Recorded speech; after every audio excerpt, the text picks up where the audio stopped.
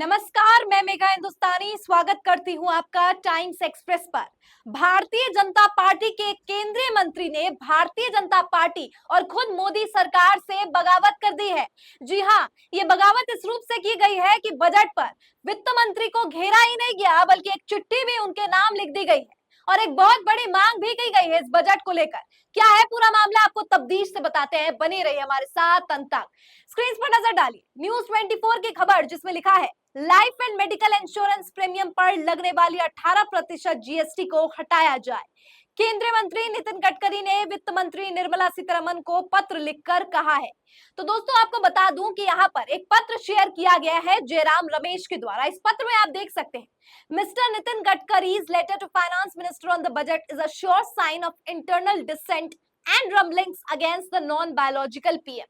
यानी जयराम रमेश कांग्रेस के दावा करते हैं कि नितिन गडकरी का ये पत्र एक खास तौर पर यह बात जो कही गई है कि लाइफ एंड मेडिकल इंश्योरेंस पर 18% जीएसटी को खत्म कर दिया जाए, यह इस बात का खुले तौर पर एक संकेत है कि मोदी सरकार के अंदर मोदी के ही मंत्री जो है बगावत पर उतर आए हैं। वो वित्त मंत्री और वो बजट जिस पर तमाम भारतीय जनता पार्टी के सांसदों और नेताओं जो है उनकी वाहवाही कर रहे हैं, तारीफ कर रहे हैं, जहां विपक्ष बजट को लेकर ये बात कह रहा है बार बार कि सत्ताधारी आम आदमी का, मिडिल क्लास का खून चूसने का काम कर रहे हैं। और वहां पर उसी पार्टी के अंदर से अगर ये बात आती है कि 18% जीएसटी हटा दिया जाए लाइफ इंश्योरेंस पर, तो एक बात तो तय है कि वित्त मंत्री के जरिए और मोदी सरकार आम आदमी का किस तरीके से इस्तेमाल कर रही है पैसा बनाने के लिए। और वहीं जब इन्हें सुविधाएं देने की बारी आती है तो सुविधा के बदले हमें टूटी हुई सड़कें,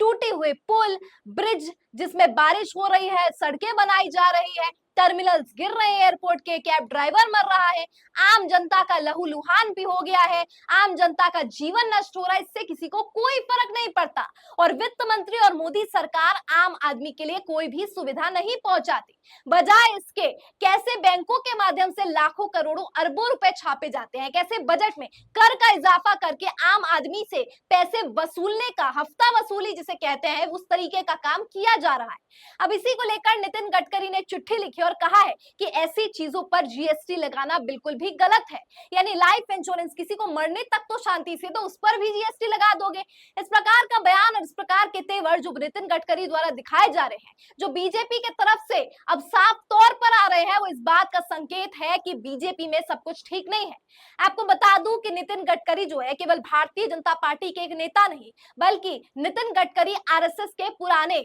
सहयोगी है, पुराने कार्यकर्ता है। इसका मतलब ये भी समझा जा सकता है कि आरएसएस के प्रमुख जहां मोहन भागवत बीजेपी और खास तौर पर मोदी से खफा रहते हैं, अब नितिन गडकरी के तेवर भी साफ तौर पर बता रहे हैं कि आरएसएस एक और तरीके से अपना दुख, अपना रोष, अपना आक्रोश और जो है नाराजगी प्रस्तुत कर रही है। नितिन गडकरी के इस बयान में बहुत कुछ छुपा है, लेकिन समझने वाली बात है कि आखिर जब नितिन गडकरी को ये बात मालूम है किस तरीके से चिट्ठी लिखेंगे, इस तरीके से मांग करेंगे कि 18% हटा दिया जाए, तो ये मांग बहुत बड़ी नहीं है, लेकिन ये मांग इस तरीके की है जिससे साफ हो जाता है कि नितिन गडकरी को ये बात मालूम है कि सोशल मीडिया पर ऐसी बातें करेंगे तो वायरल होगा, लेकिन इससे भी वो परहेज नहीं कर रहे। मतलब वो चाहते हैं कि बीजेपी के आंतरिक कलह और बजट में जो खामियां है वो आम जनता के बीच पहुंचे और लोग भी इस बात को समझे कि कैसे आम जनता के खिलाफ ये बजट बनाया गया है और आम आदमी का कोई भी ख्याल इस बजट में नहीं रखा गया है। अब इसको लेकर एक और खबर हमारे पास मौजूद है, देखिए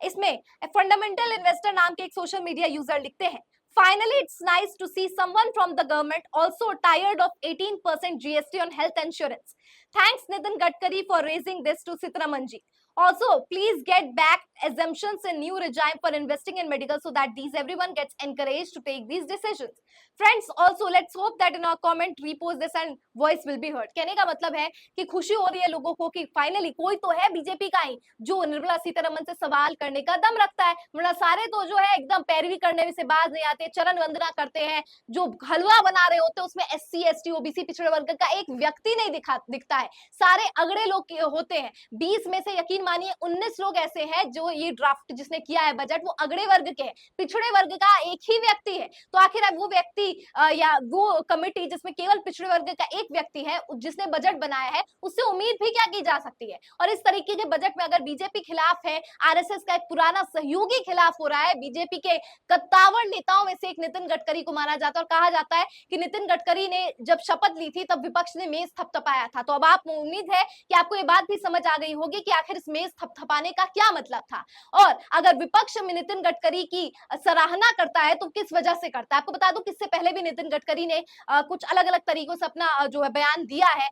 लेकिन वो काफी ज्यादा जो है अग्रेसिव नहीं रहा है, वो काफी ज्यादा प्रत्यक्ष भी नहीं रहा है, अपरंट जो रहा है वो नहीं रहा है, छुप छुप कर बयान दिया गया। और इस तरीके से अब चिट्ठी लिखकर सीतारमन को ये बात कहना कि आप 18% जीएसटी टैक्स वापस लो, ये अपने आप में एक कड़ा संदेश देता है कि अब जो है बीजेपी में आंतरिक कलह जो है प्रत्यक्ष रूप से देखी जा रही है। पहले सांसदों, नेता और टुटपुंजिए जो लोग होते थे बीजेपी के, कभी विधायक हो गए एकदम जिला स्तर के, यहाँ वहां के, ग्रामीण के, सारी चीजें आती थी, लेकिन अब केंद्रीय मंत्री ने बगावत कर दी। और अगर आखिर निर्मला सीतारमन को जो चिट्ठी लिखी है और इस पे कांग्रेसी जो है समर्थन में दिख रहे हैं नितिन गडकरी के, इस पर आपकी क्या राय है कमेंट सेक्शन में बताइए। फिलहाल मुझे दीजिए इजाजत और देखते रहिए टाइम्स एक्सप्रेस। धन्यवाद।